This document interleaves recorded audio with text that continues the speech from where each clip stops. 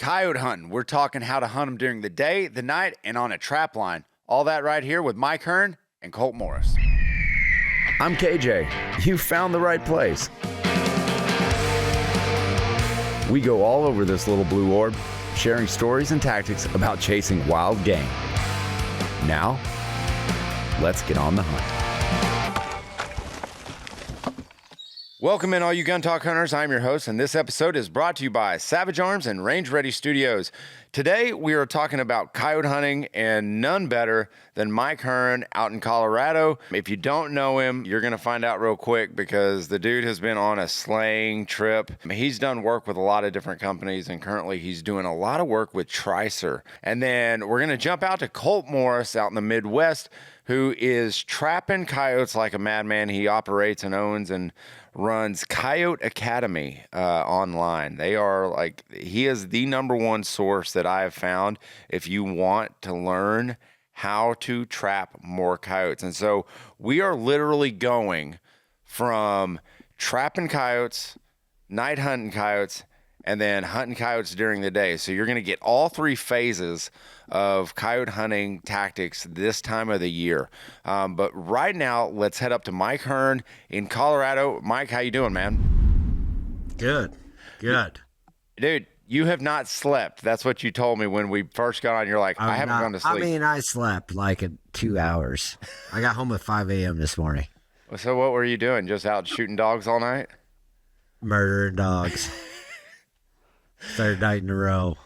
How many nights?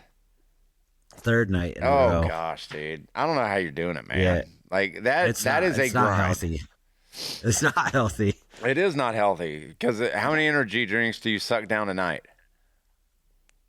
I've been averaging 3 a night, which is really bad. Yeah. Dude, your heart's... It's terrible. Your heart's just continually running. Yeah. That's funny. Well, when we talk about hunting coyotes at night, this is something that you have really gleaned hold of, really from last year and then into this year. You've been on a kind of a tear. What's your setup look like, and what are a few tactics that can help guys get into night hunting coyotes? Well, night hunting coyotes, so I'll preface it with this. Coyotes, I feel safer at nighttime, right? Because they've got the cover of darkness, just like us, like American troops, when we have night vision and the enemy doesn't. So they feel a little safer at nighttime, and I prefer to hunt them during the daytime. Like, there's nothing better than watching a dog run in to a call in the daylight. Like, nighttime is a little bit different because it's 2D, but really the two best ways to get after them at night would be lights or thermals. Yeah. And I'm a big thermal guy, just because the technology is so insane now. Like, you have thermals with ballistic drop in them. You just have all the data right there, and it just makes it super easy. But to get into it, if you're going to go down the thermal route, it's going to cost you a little bit of money. Well, so on that end, I will say that thermal has come down. Rather, like in years past, you would look at 10 grand, 12 grand, an easy option to as your entry point. And now I've seen $2,500. You can get into it. If you want to go like a refurbished route, you can start getting into that kind of stuff. So it is a little bit more affordable than years past, but I mean, it's still up there. Well, here's the thing with thermal though, and maybe not everyone is like me, but last year was my intro to thermal, right? And those thermals were real bare bones, didn't have a lot of frills. Yeah. Like you could tell it was a coyote coming in, but didn't have ballistic calculators, so that you had to like have a really good zero and know your holds and know the country you were in, right. Which where we were hunting last year, we hadn't really seen that ground before. So you. If you're like me and you get into it after you start losing a couple of dogs because you don't have dope or don't have a spot to hold on, you start going down the rabbit hole. Right. And next thing you know, you're buying a $5,000 thermal, and and then you're looking. Now you're buying a $5,000 thermal, and then you're trying to figure out how to build like a 22 arc that shoots like a laser out to 400 yards. Like it's a rabbit hole. But you can get into thermals on the cheap, and you can kill coyotes with it. But do you find it's a sickness? Yeah, it really is. I've got into it, and I would much rather call them in during the day. I agree. There's something to like fooling those eyes and that nose in the daylight, because at nighttime, you're right, under the cover of darkness. But do you find, like, with typically your thermal imaging units that you have right now, you get what you pay for? Because there are some out there that I find that are a little bit cheaper, that have a lot of bells and whistles, but man, they don't seem to be as reliable. And then you start stepping up in your price range, and you get something a little bit more dialed in. Yeah, I would say so. Like you definitely get what you pay for thermals. It's just like any optic, right? I compare knock picks, and I don't work with them. I don't own one because they're expensive, but I look at it probably once a week and contemplate whether taking or not a chunk out of the savings account. Yeah, the knock picks Rico 2 S75 is what it's called, and it's a 1260 resolution thermal, and I have a buddy that has one. I've looked through it, and it's like looking through, like the like a set of like really cheap Bushnell binoculars, and then looking through a set of Swarovski NL Pures. That's the difference. That big a difference? Oh, it's insane. Really? It is insane how big the difference is. So you definitely you get what you pay for sure. Like this year I'm running SIG, and a shameless plug for SIG. That thermal's like, I think it's just under $5,000, like right at the $5,000 mark. But it's got good resolution. It pairs with their BDX app, and so you can get your ballistic drops. I shot at and missed a dog that hung up at like 400 yards. So I ranged him. It drops your X right in the thermal for you, like your aiming point in the thermal, and you send it. But the gun's not that fast, and they're small. So, well, what are some tips that you maybe have come up with in the last like couple of years that you think guys, maybe not on the buying end, let's go hunting. Let's go with more of a tactic that you're using. Well, so I'm constantly learning, because I'm still I would consider myself green compared to a lot of guys, but I don't do anything half-assed. So right. I've been going, I think after last night. So I'm up to 55 dogs since December 15th. All right. This year. So that's pretty good numbers for that's my like rookie that's a solid half day for Colt Morris out of the Coyote Academy. Who we're going to talk to in a little bit. That's a completely that's a whole different ball game. But but for the hunting tactics, one thing with thermals, and I learned this year, is the bright moon. Like thermal hunting, you get the cover of darkness, right? And that's what I've got a property where I help the rancher. He's calving right now, which is amazing for coyote hunting because it brings the coyotes in. But it's flat. Like it's really hard to go out there and make a stand with rifles because there's nothing to hide behind. It's not broken up. There's no yucca. There's no bushes. And half the time when you're trying to walk to a stand, I've tried to daytime hunt and I get busted trying to get to where I'm like, I'm going to go down here and set up and get busted on my way there. So it's really good for country like that. But if the moon is bright, you're going to have to hunt it like it's daytime. Like you got to get low. When it's dark though, the number one thing with thermals is when it's dark, you don't have to hide the truck and you don't have to go far from the truck to make your stand, which is super nice because for me in my style of coyote hunting, time is money, right? Yeah. So I want to get as many stands in as I can throughout the property that night so I can call in as many dogs as I can, right? So I'm usually running like a 15 to maybe 20 minute stand max, and 20 minutes if I can see a dog out there and I'm just trying to figure out what flavor he wants on the call to get him to come in.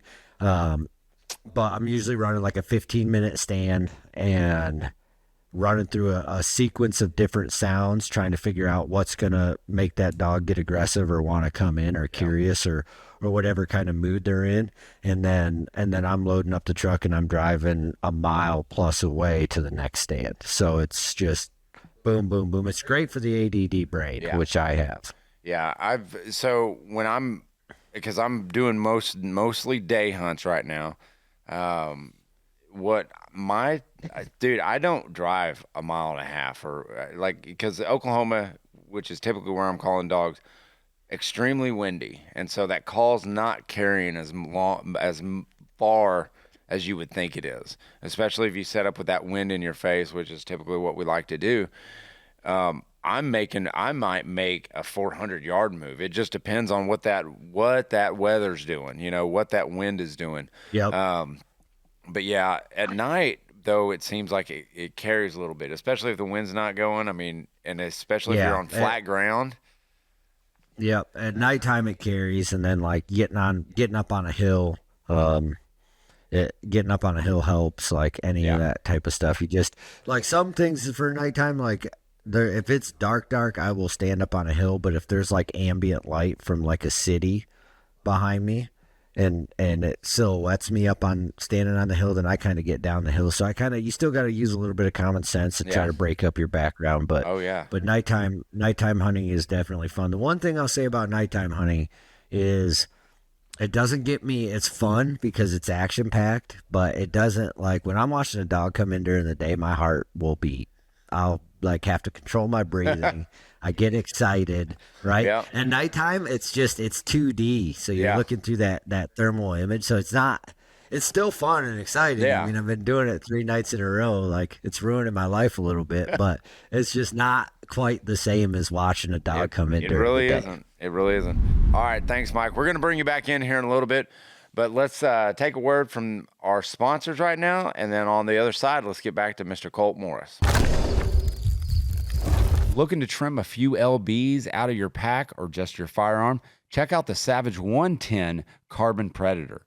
2 swing swivel studs, matte black carbon steel receiver, 2-piece Weaver style bases, proof research barrel. Yeah, it's carbon wrap, so that's where some of the weight savings is going to come.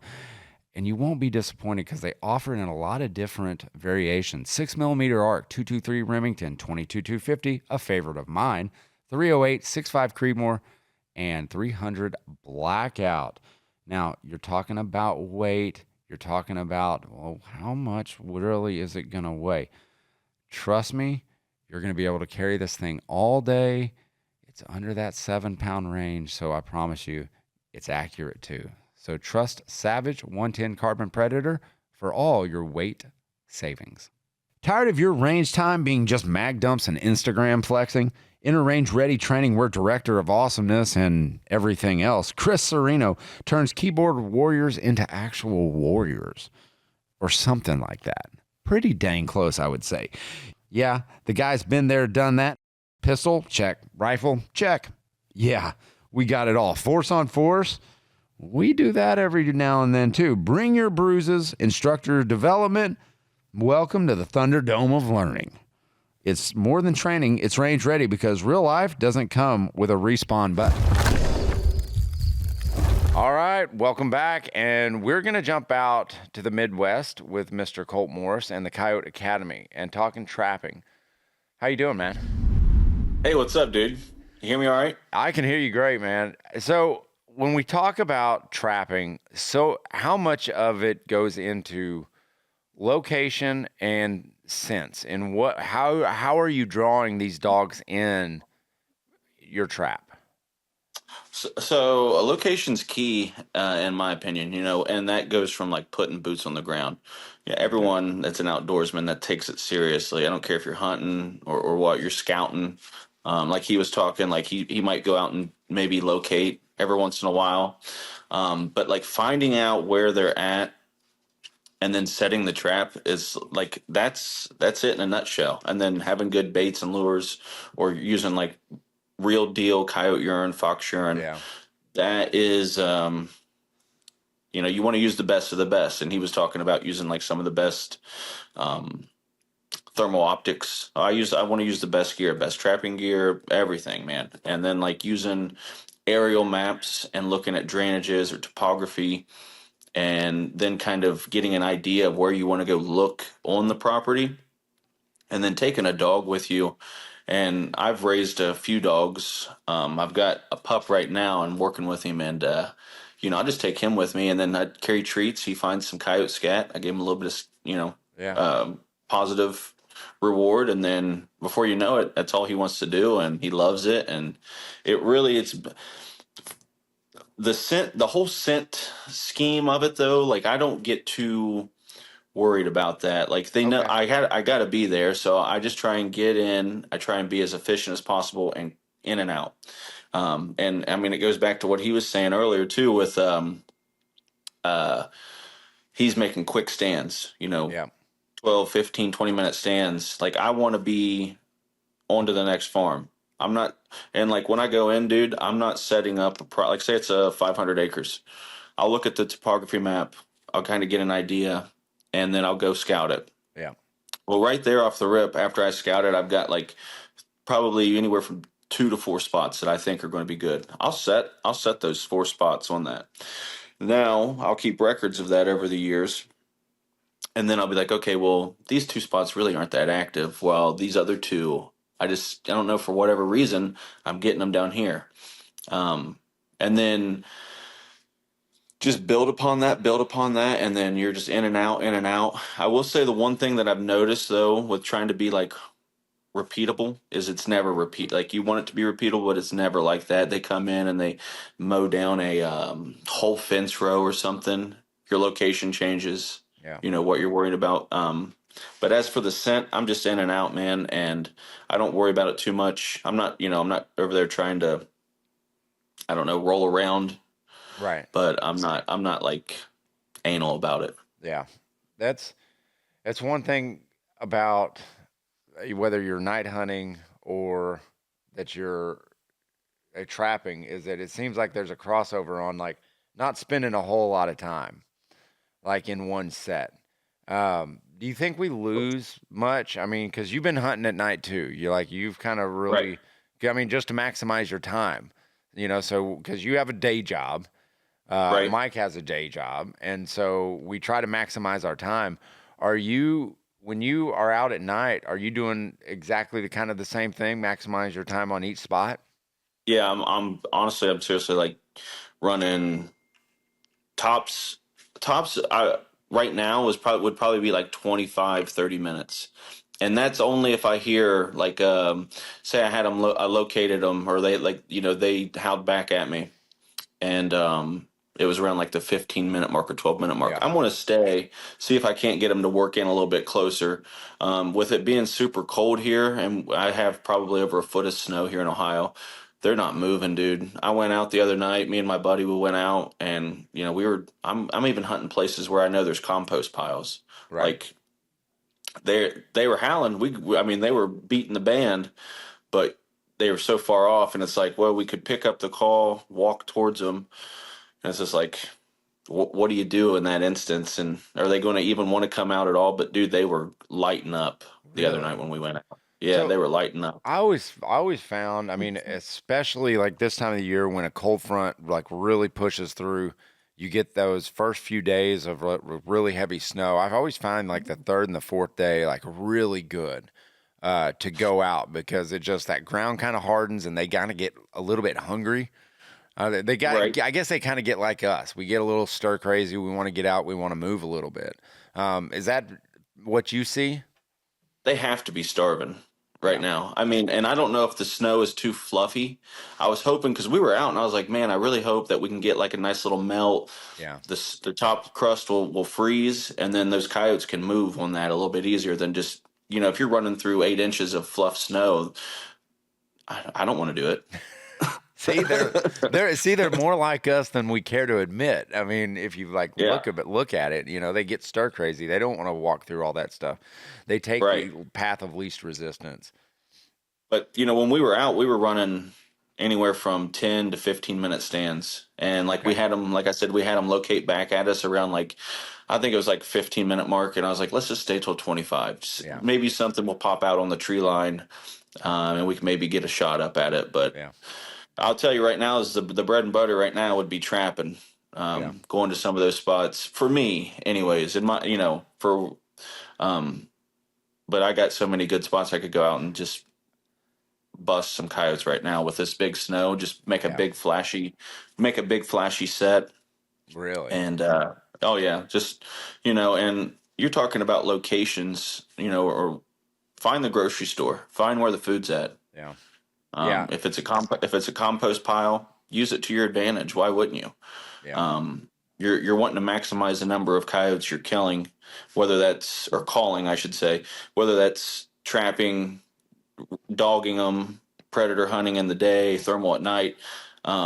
My main goal is to just get as many down as I can. Yeah.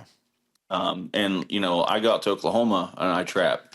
I love going out there, but I'm trapping on the grocery stores, Right. the feedlots, some compost piles, some smaller places. But you've seen the video where there's 13 coyotes at one spot, and it's just like how does I swear to you, I would have never thought that was possible until I did it, until it was done. Dude, And I now, still don't know how that video is possible. Like I well, still I'll go back and watch that video multiple times, and I still like to walk up and see 13 dogs on a line. yeah, That's absolutely nuts. but people like, yeah, it is nuts, but they were there, and I was just smart enough to set that many traps, or maybe dumb enough, I should say, to set that many traps. But it's like but then I start talking to these guys that are predator hunting out there, and it's nothing for them to kill. Like if two guys go out 20, 30 coyotes in a night, it's like, wow, that's crazy. That's all. And here I was thinking I was doing really good, like catching 30 in a day with traps. It's like, man, I need to figure out what I'm doing wrong and maybe maximize Right. some more of my time. Yeah. Yeah. I But mean, it could change the way you trap, especially, and as far as where you're setting them and how it's you're been a doing game it. changer, to be honest with you, KJ. It's been a legit game changer. From starting out predator hunting, getting into the thermal aspect of it, to thinking I'm like the bee's knees trapper. Just for instance, I had a property. I caught 12 coyotes off of this property. It's like a 600 acre Yeah.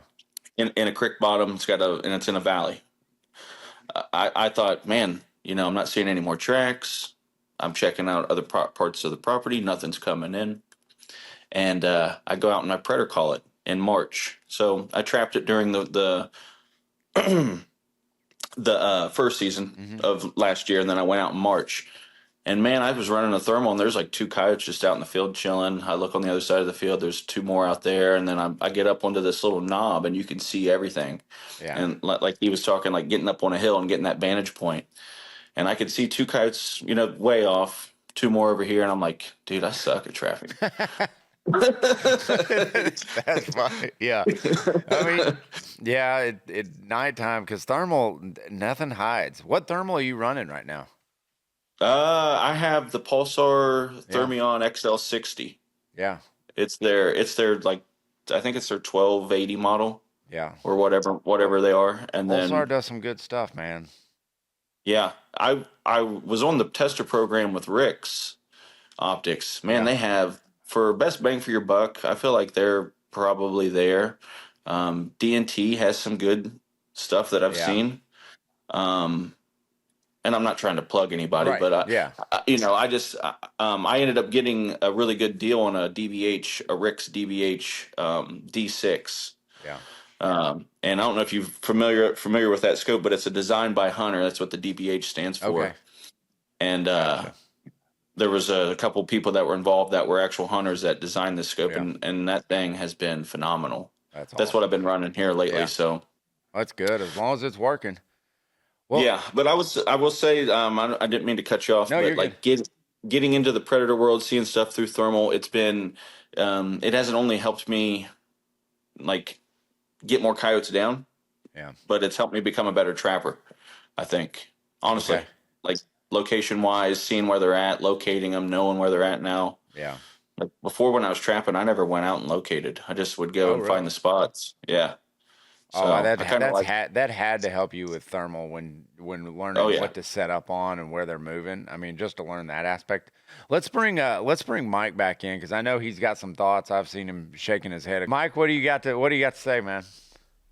Well, the big one was, so for the deep snow, I think slows them down because if the snow's deep, they burn, just like our elk and deer out here, they burn calories. Like that deep snow can kill them from exhaustion moving through it. So I'd imagine it'd be the same for coyotes. But for us out here, it's 65 degrees. Like I was out in a t-shirt.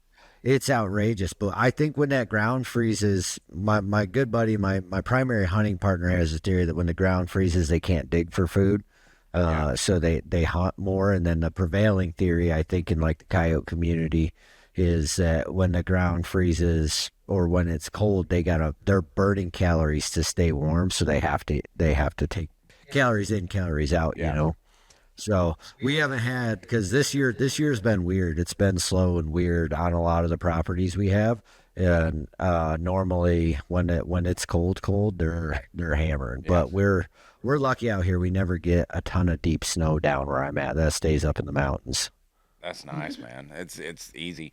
What do you guys do for like a binocular? Do you guys how are you guys glassing fields before you enter? Do you have For me, Yeah. I'm running for thermals. Yeah. For me, I'm running a handheld scanner. Okay. I mean, you can get away with scanning with your rifle on a tripod, but you're cranked over, you're hunched over behind the gun. Like and then if you got multiple people, you run the risk of flagging your buddy. Yeah. It's not as nice. Whereas, and I had Mike Shea with me out here, right? Yep. I only have one scanner, so it happens to me if I'm not the guy with the scanner in my hand, I'll scan with my gun for a little bit, and then I'm like a little kid in the outfield during T-ball, right? I'm just out there, oh, there's a shooting star. Yeah. Like you're not paying attention. So with that handheld scanner, you're just standing there and you can kind of 360 it. So that's definitely need one of those. And your handheld scanner, that's another thermal. So they're not necessarily inexpensive. They're not cheap. But you don't have to have the best handheld scanner in the world. You need a handheld scanner that shows you that there's probably a coyote or something that's the size of a coyote coming. Then you can get in your good optic on your rifle and then confirm what it is. So what are you using? that's one you can cheap out on. Yeah. I'm just using a handheld, a Titan T6, I think is what it's called. Okay. And that's from Rick's as well. Yeah. But it's a good scanner. Yeah, I would say I used to have a pair of binos, some Pulsar mergers. Yeah. I liked them, and then I ran a K3, and I would say, like he was saying, you don't need a super sweet monocular. That K3 would pick up stuff. You're just wanting to get a target, and then you want to identify it with your good scope. Yeah. I agree with that. It is nicer if you can afford it and just go ahead and have, the best scanner and the best whatever. But dude, I mean, you got to pay to play. Yep.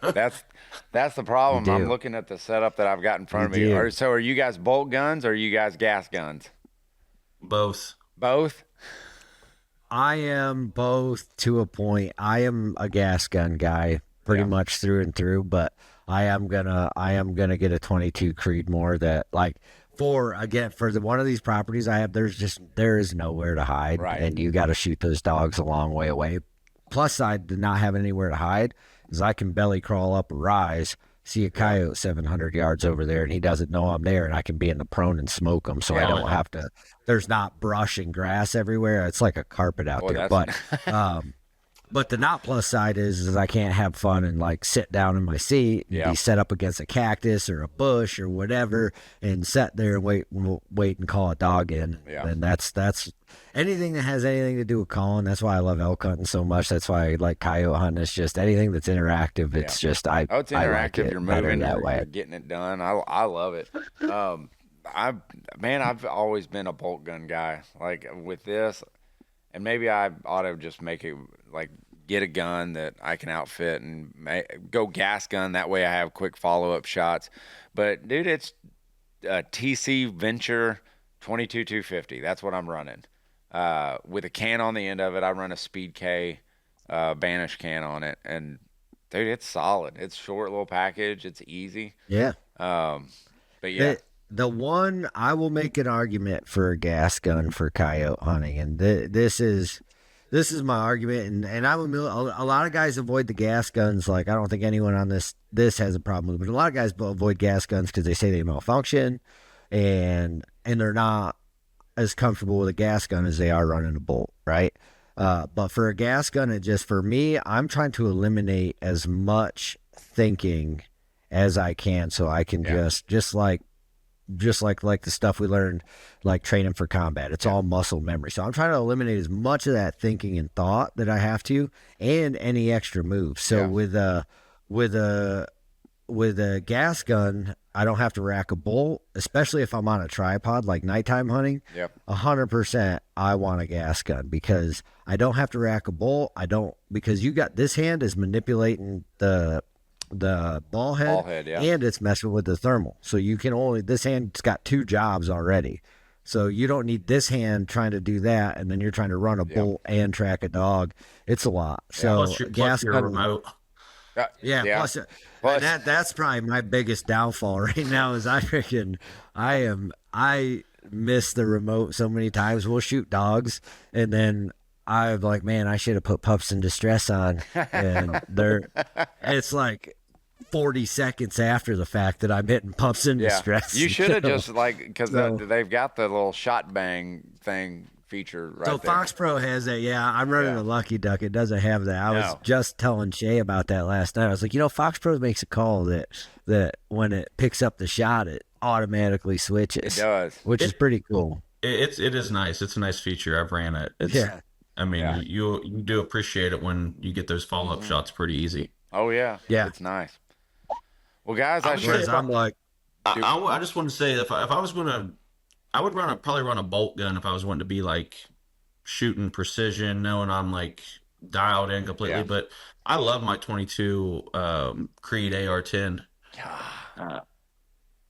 I bet that's a nice gun. It's a nice gun, but you got it doesn't like. I mean, it likes the hot rounds, but it doesn't like the hot rounds. Yeah. It blows back so much.